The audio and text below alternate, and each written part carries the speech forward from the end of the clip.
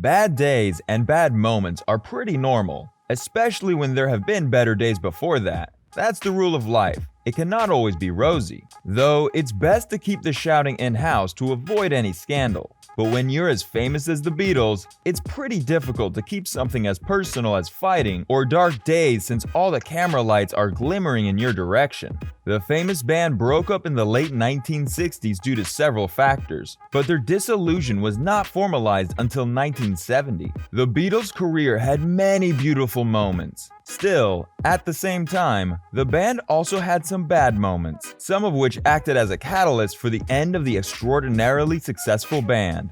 In this video, we'll be sharing some of the bad days of the Beatles' career and how they impacted the legendary rock and roll band. Before we get into this video, please make sure to subscribe and click on the notification bell to get reminded every time a new video is uploaded.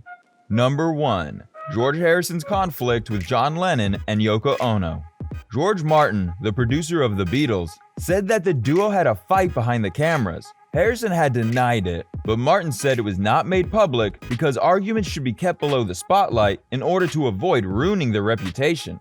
The reason behind this squabble was that Harrison was starting to be recognized as a great songwriter, which made Lennon envious. Harrison was also particularly tired of seeing Yoko Ono, John Lennon's lover. She would eventually become his wife, inside the studio, which angered Harrison even more. This was primarily because there was a rule amongst the Beatles that did not allow spouses to be present at rehearsals. However, John constantly defied this rule for Yoko Ono. Ono's presence was highly unusual and unwelcome. Before that, the Beatles had generally worked in isolation, rarely inviting wives and girlfriends to recording sessions. Lennon's devotion to Ono over the Beatles made working conditions difficult by impeding the intuitive aspect that had previously been essential to the band's music. Ono's presence was intrusive and became a particular source of ill will with George. It was clear that George didn't like Yoko much. No one other than John did. It wasn't anything specific Yoko did other than her constant presence.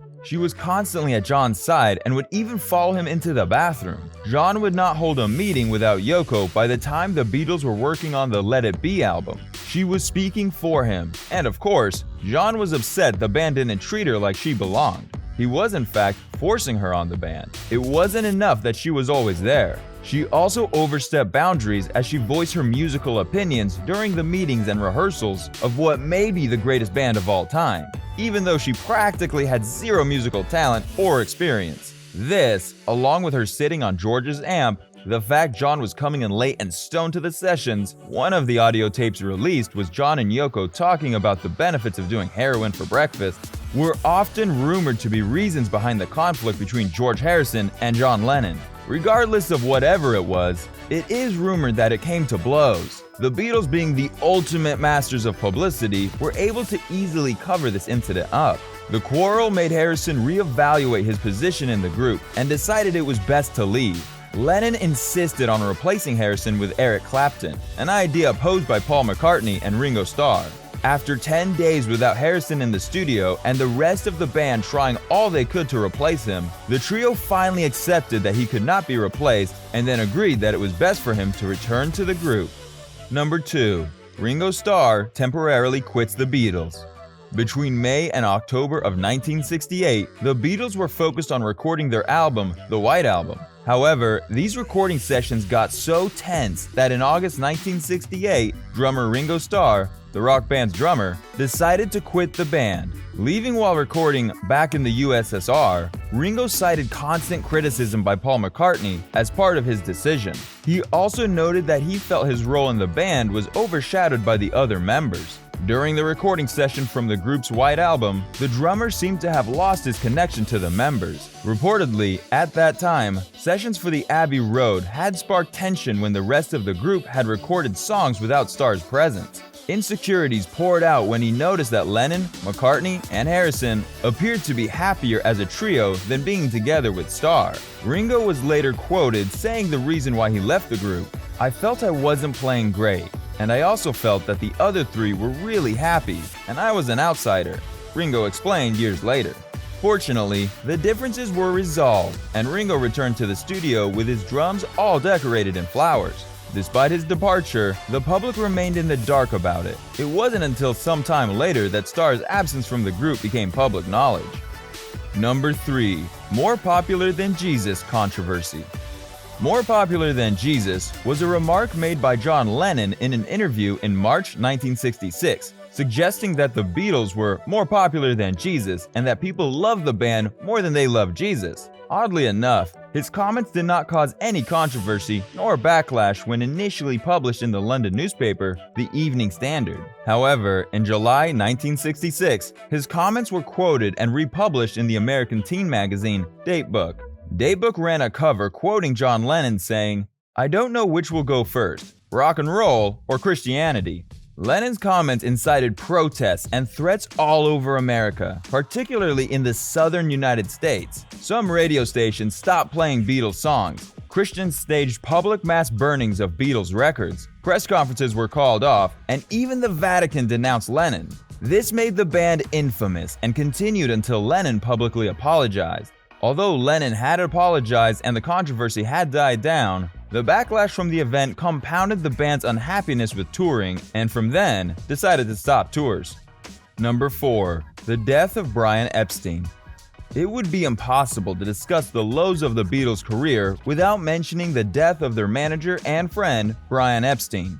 The Beatles' career was without a doubt a massive success. Aside from their musical talents, most of their successes were owed to the actions of their manager, Brian Epstein. Brian was an invaluable member of the team and was often referred to as the fifth Beatle by Paul McCartney due to his role in the band's business affairs, marketing, publicity, and rise to global fame. His death probably marked the darkest day in the history of the Beatles. Epstein was one of the most renowned managers in pop music history. He was involved in many areas of the Beatles' career in the mid-1960s, from booking their tour dates to launching their careers as movie stars. The Beatles had agreed to stop touring in 1966 and didn't require his services so much. Epstein became lonely and started abusing alcohol and drugs. He died of a drug overdose in 1967 at age 32. Brian Epstein was found dead in his London townhouse from an unintentional drug overdose. Epstein had been depressed for some time, but he remained utterly devoted to the band.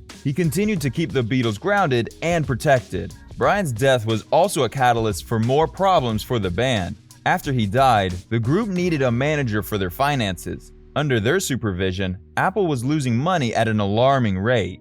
Paul wanted his wife's father, Lee Eastman, to represent them, but all of the other members wanted Alan Klein to represent them, and they won. Klein was appointed as the band's business manager on an interim basis, with the Eastmans as the Beatles' lawyers. Number 5. The Beatles lawsuit. Of all the things that could go wrong with a united group like the Beatles, one could never imagine a lawsuit amongst the group being involved. The decision to appoint Alan Klein as interim manager of the band after the death of Brian Epstein did not sit well with Paul, who would go on to sue the rest of the band in an attempt to keep its music out of the hands of record executive Alan Klein. According to Paul, he felt the lawsuit was inevitable.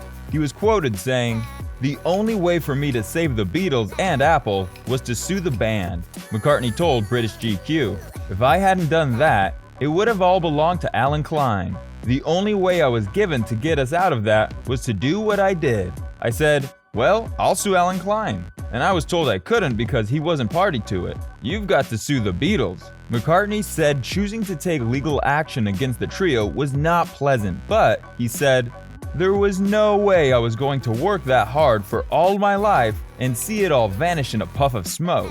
I also knew that if I managed to save it, it would be saving it for them, the rest of the Beatles, because they were about to give it away." Conclusion. The Beatles is undoubtedly one of the greatest bands ever. Their career was marked by great success. The band is often considered a legendary one due to these successes. Still, at the same time, the Beatles were also troubled by conflicts and tragedies, some of which led to the unfortunate split of the band. The most notable of these tragedies was the death of Brian Epstein, the band manager. His death affected the Beatles business-wise so much that even the appointment of a replacement caused a rift between the Fab Four, and eventually led to their split. The dark days of the Beatles eventually came to an end, but at a high cost, which was the untimely breakup of the band. If you enjoyed this video, make sure to hit the like button and don't forget to subscribe.